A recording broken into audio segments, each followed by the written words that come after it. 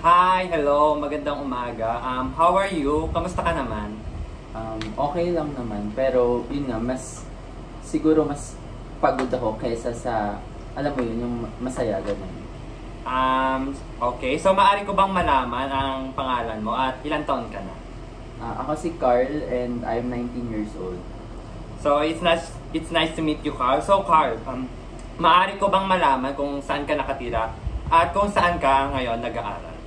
Originally nakatira ako sa Tanay Rizal, pero ngayon nag-stay ako sa Mandaluyong and nag-aaral ako sa Rizal University. Oo, ang ganda ng university na yan. Okay, so before natin i-continue ang ating session, nais ko munang ipakilala ang aking sarili. So, I am Ralph Lawrence Luterte.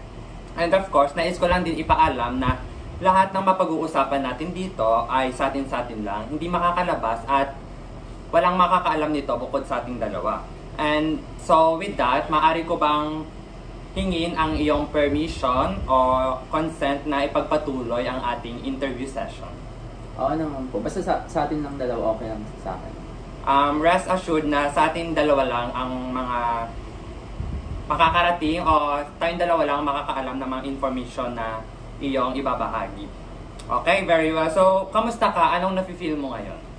Gaya sinabi ko kanina, parang okay lang.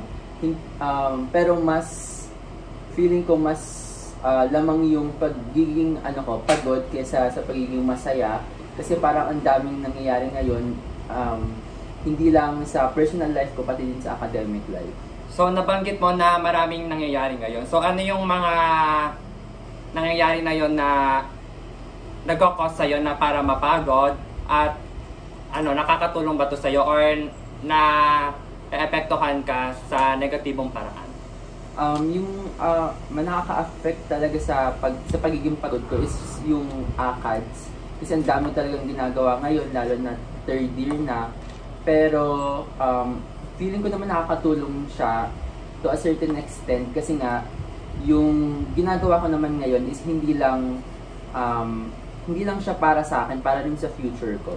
So, mayroon kang napakagandang perspektibo. So, tanungin lang kita ngayon, if you will rate yourself and your condition today from 1 to 10 with 1 being the lowest and 10 being the highest, how are you fine today? Or how fine are you? Siguro 6. So, may I know the reasons bakit 6 yung binigay mong score sa ating scale? Kasi parang minsan parang na-feel ko na hindi na ako maka-keep up sa sobrang daming ginagawa, ganyan.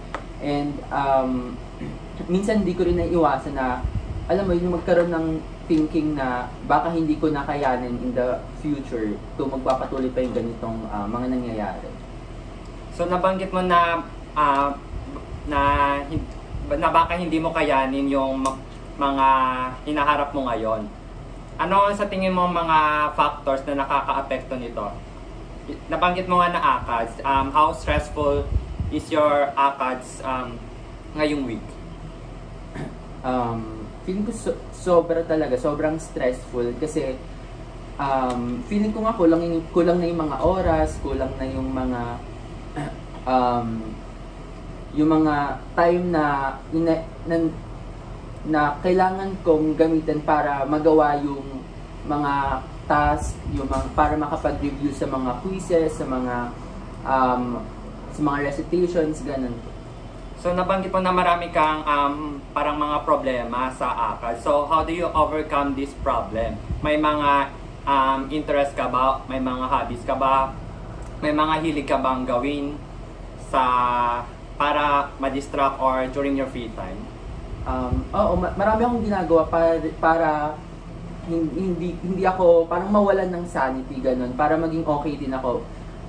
Marami akong hindi ko dinedeprive yung sarili ko na magawa pa rin yung mga gusto ko, kasi feeling ko if hindi ko na yun hindi ko na magagawa yung mga gusto ko, feeling ko hindi ko na talaga kakayanin yung stress. And yung mga ginagawa ko usually para makakope with the stress sa ACADS, ganyan, is number one yung pakikinig sa music. Pangalawa, yung pag yung pag-roller skates kasi mahilig din ako mag-roller skates.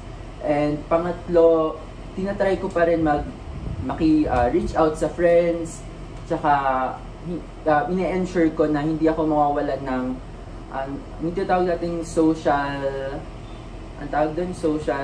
life. Yun. So, nabanggit mo yung mga paraan kung paano ka nagko-cope up sa stress sa buhay. Ginagawa mo ba ito sa labas ng bahay or lagi ka lang nasa loob ng bahay? May mga times na nasa loob lang ako ng bahay, may mga times na nasa labas kasi for me, importante rin sa akin yung solitude, yung kailangan magkaroon pa rin ako ng time sa sarili ko, but at the same time, kailangan meron din ako ng makipag-interact pa rin ako sa mga tao kasi maki-interact pa rin ako sa mga tao kasi parang importante din yun para makakope din ako sa stress talaga. So, nabanggit mo ang pakikipag-interact sa tao. Since yun, nabanggit mo rin ang importansya ng solitude. Kamusta naman ang relationship mo with your family, especially your parents and your siblings? Ilan ba kayo sa pamilya at pang-ilan ka? Lima kami sa family and sa aming magkakapatid, 3 kami. Ako yung panganay. And yung relationship naman namin, in all honesty, parang hindi kami super open, pero hindi rin kami yung to the point na hindi na kami nag-uusap.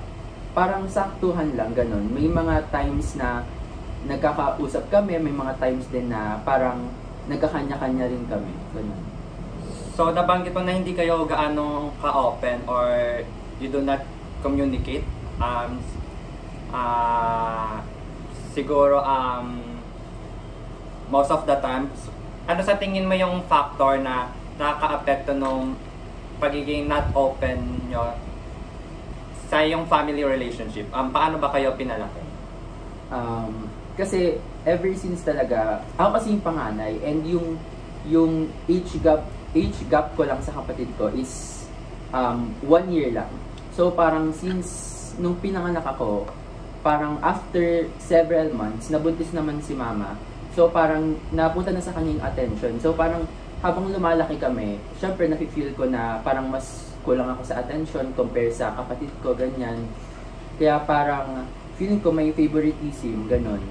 Pero habang lumalaki ako, parang hindi ko na lang pinansin. Feeling ko ganon talaga, parang hindi talaga may iwasan yan. Kasi marami ako nakitang ganon din na family. Yun. So, naging okay ka na lang sa favoritism ng parents mo kasi nasanay ka na? Oo, yun. Okay, so, pumunta naman tayo with friends. Ayun. So, kamusta naman relationship, social relationship mo, especially with your friends or classmates? Sa friends ko naman, meron kasi akong parang dalawang circle of friends. Nung una is nag-start yon ng junior high school. And ngayon naman, ngayong college. And then yung sa relationship ko naman with my junior high school friends, okay naman kami, nakakapag-usap pa rin kami. Pero hindi na katulad nung dati since parang may kanya-kanya na kaming path and hiwalay na kami ng school. Pero the good thing is, lahat kami ngayon nag-stay na sa Metro Manila, kaya parang nagkakaroon na rin kami ng communication. Pero since magkakaiba nga kami ng school and nagkakaroon na rin kami ng ibang circle of friends, parang bihira na lang talaga yung time namin together. And then doon naman sa college friends ko, okay naman, may mga nangyayaring maganda, may mga nangyayaring di maganda, pero at the end of the day, parang okay pa rin naman kami and super na-appreciate ko pa rin na nagkaroon ako ng support system ngayong college. So, I assume kasi nabanggit mo na yun nga, hindi na kayo masyadong nakakapag-meet up with your junior friend and you don't get to hang out with them. And you keep in touch with them through online na lang ba? Oo, online na lang. Okay, so if you don't mind me asking, no, single ka ba ngayon or are you in a relationship? Ngayon, single. Single. So, masaya ka ba na single ka? Sakto lang. Feeling ko kasi may benefits din naman yung pagiging single. Pero parang deep inside, syempre, parang gusto mo rin ng someone na parang kasama mo. Kasi may mga bagay na pag yung friends mo, parang hindi mo magagawa with your friends, ganun. So, when do you feel the time na kailangan mo, parang yung gustong-gusto mo ng jowa or yung gustong-gusto mo ng yung mag-enter into a relationship? When are those moments? Siguro every time na feeling ko kailan yung moments na yon yung parang na-feel ko na gusto ko na jowa. Yeah. Siguro Yes. every time na pag mag-isa ako, ganyan. Syempre, minsan, kahit gusto kong mapag-isa minsan, pero syempre, gusto ko pa rin ng someone to be with. Kaya parang dun ko na-feel talaga na parang sana meron akong someone na parang one call away lang, na parang pagka kailangan ko ng company, parang pwede akong samahan, gano'n. And magawa rin yung mga gusto kong gawin, lalo na yung pag-travel. So, ano sa tingin mo yung mga reasons bakit ka single? Bukod nabanggit mo nga yung ACADS and pagiging busy sa academics. So, may other factors ba like sa tingin mo about your personality? Personality, siguro up until this point kasi may mga priorities pa ako, and feeling ko if papasok ako sa isang relationship, hindi ko magagawa yung responsibility ko dun sa significant other ko, kaya parang mahirap pumasok sa isang relationship for me dahil yun din. I actually agree with that perspective, no, na kailangan natin mag-set ng priorities natin. But with that, ano ba yung mga, at least give me 3 na important priorities mo ngayon in life? Number 1, syempre, career. Pangalawa, siguro more on self-fulfillment. Tapos, pangatlo, gusto ko munang magkaroon ng, para ma-establish yung relationship ko with my family.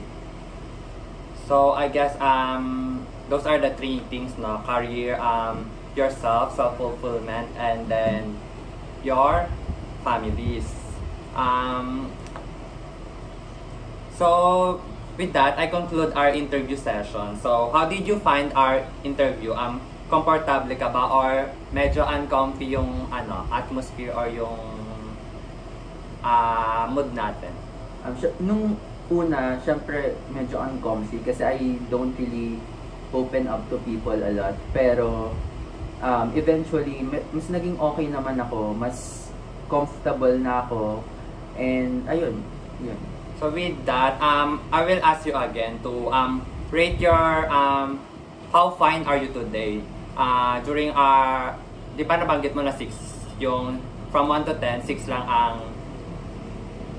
ang mood mo from 1 to 10. So, if I will ask you again to rate that with that scale, with 1 being the lowest and 10 being the highest, how fine are you today? Siguro nadagdagan, mga 8, ganun, or 9. Wow, may plus 2 points. Ang galing. So thank you for answering my questions genuinely, and with that I conclude to end our interview session. Thank you, Mr. Yames.